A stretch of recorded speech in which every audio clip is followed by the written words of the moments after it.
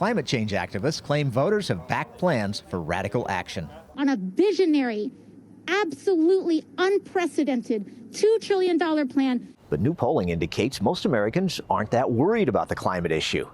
James Taylor of the conservative Heartland Institute. When Joe Biden says that he has a mandate now to aggressively act on climate change, it's simply not true. Putting a dollar figure on their feelings, Americans in an Associated Press poll show how little they're willing to pay to cut carbon emissions. Just barely, a majority said they would pay $1 per month. When it came to $10 per month, not even close. 3 out of 4 said they won't do it. So what might Americans be forced to pay if an aggressive climate agenda is pursued? Joe Biden says that he will invest $2 trillion in that. That is $20,000 per household.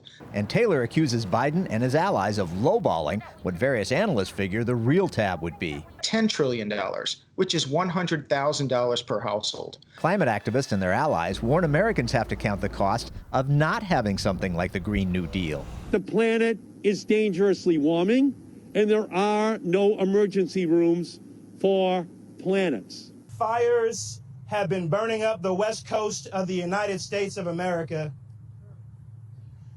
Droughts increasingly have been leading to food and water insecurity. Hurricanes are proliferating. They argue the damage from an unchecked climate by the end of this century will be shaving anywhere from 4 to 10% off America's annual gross domestic product. In other words, trillions of dollars. But is there a chance Americans could keep a major new government project out of the equation? America has reduced its emissions more than any other nation in the world throughout this century. In fact, our emissions are now down to 1992 levels. The Biden-Harris team have also said they want to get the U.S. back into the Paris Climate Accord as soon as possible, but critics warn that'll cause unbelievably large cash contributions have to come from the U.S., which is already doing so much to cut its carbon emissions, while the major polluters like India and China do little. Gordon? Paul, let's talk about the Paris Accords, because that was one of the things the Trump administration said it was a bad deal for the U.S., that it didn't stop China for like a whole decade. They could continue actually increasing carbon. And there was nothing on India, and so the so-called emerging economies weren't affected at all, but the U.S. bore the real brunt of it. And some are suggesting now that the Senate could take action before the end of year to keep the U.S. from going back into the Paris Accord. What can you tell us about that legislation? Well, here's the idea, is that President Trump could submit the treaty to the Senate. It never was submitted. President Obama signed up for it, and it was never went to the Senate. So President Trump, if he wants this to be killed for sure, could have the Senate vote on it. The Senate would it's supposed to get 2/3 of ratification, 2/3 of the votes for ratification. So the Republican-controlled Senate wouldn't do that. And even if the two Democrats in Georgia win and the Democrats have the Senate, they're not going to have 2/3 to ratify the treaty. So then the treaty would likely be dead. Well, let's turn then to the Green New Deal. Vice President-elect Harris was one of the co-sponsors of that. Do you think the average American really understands the cost of what that would be? I don't.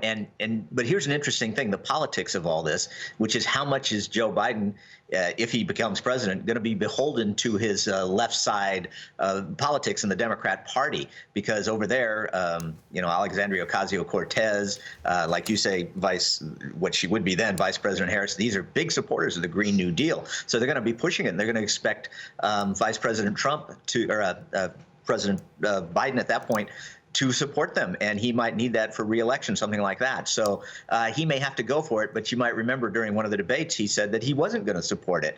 But his $2 trillion plan, which, as my story just said, there would really cost more like $10 trillion, no matter what happens, it seems like Americans are going to have to pay through the nose if there is a Biden presidency. Yeah, there were a lot of differences between Biden and the debates, and then, what is the progressive agenda? And it's curious to me the positions he took. He also took a very strong position that he wouldn't stop fracking, which has been one of the keys to energy independence here in the U.S. So, what do you think the future is of fossil fuels for our economy, and then specifically, what do you think the future is for fracking?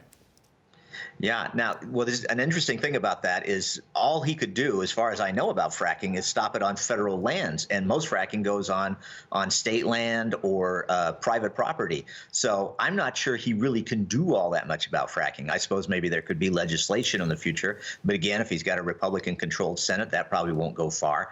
What's interesting about fossil fuels is, you know, sort of on the conservative side, the idea is, well, that's where the private market loves fossil fuels and all this, and as long as we have a free market economy, that's what's going to succeed the most, because solar and wind and all that kind of thing, they need so much federal subsidizing, and, you know, in other words, it's going to cost taxpayers more for those things. But also, there are large subsidies for the fossil fuels, so the Biden administration would probably move more of those kind of federal subsidies away from fossil fuels, and maybe that would be enough to have them drive up costs, and so these alternatives would become more attractive in the future.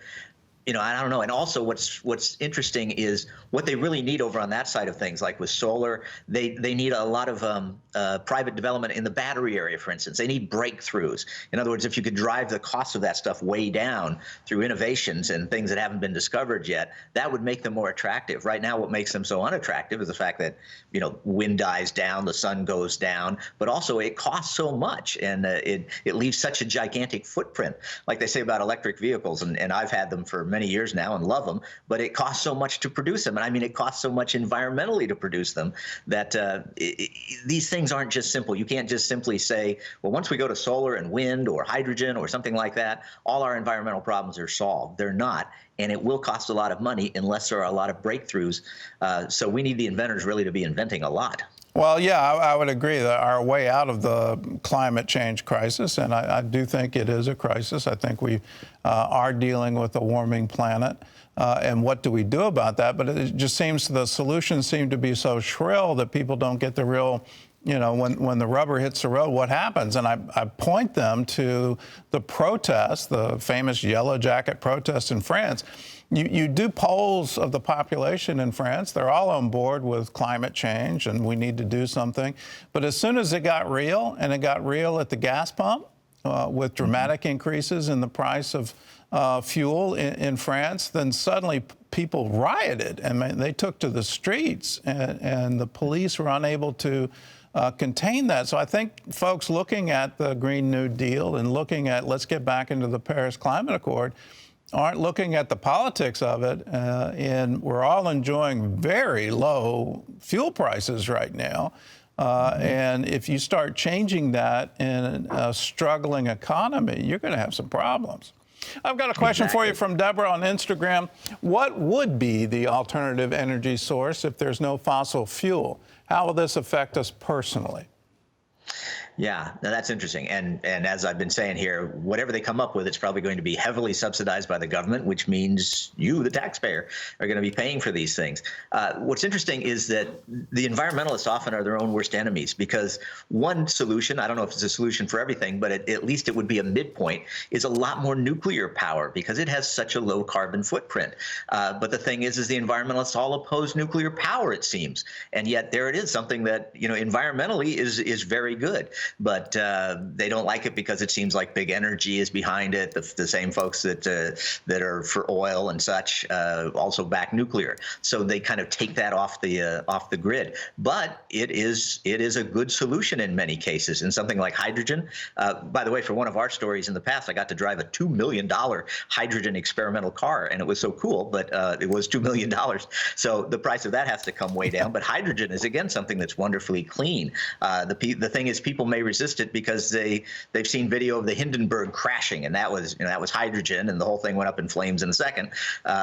But none of that's going to happen anymore. A hydrogen car would be very safe. So there are things like that. There's also things like tidal energy. The tides come in every single day, back and forth and back and forth. Wave power. That's something my stepdad, he was an engineer, and he said, just if we would just use the power of the waves coming in all the time, that could solve our energy problems. So there's all sorts of things out there.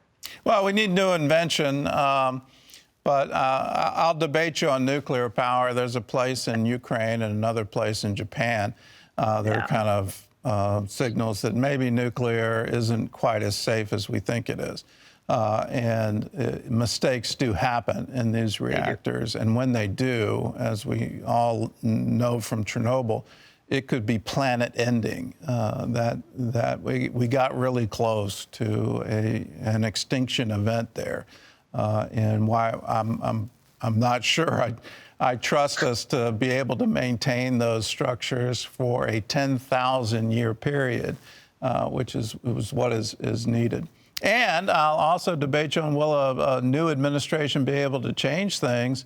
You look back at Obama, Biden, they, under the Clean Air Act, redefined what a pollutant was, and they came up with carbon dioxide is a pollutant. And they shut down the coal industry with that. So there are things that a president can do without the permission of Congress, and we've seen them change definitions before, and my prediction is they're going to change them again. Well, exactly. Paul, thanks for being with us. Thanks for the insight. You can always get the latest updates on our website, cbnnews.com, or download the CBN News Channel app today. And get informed on climate change, but also more importantly, get informed on the solutions to it. What do we need to do in order to progress and save our planet? I like to remind people there is no planet B. There's just our planet, and we've been charged by God with stewardship of our planet, so we need to be good stewards. So how do we do that? At the same time, we have to protect our economy, and we have to look at things from a political lens. Is it politically viable? But that's no excuse for not putting the money necessary into research so that we can come up with alternative forms that make sense and are cheap enough for everyone to afford.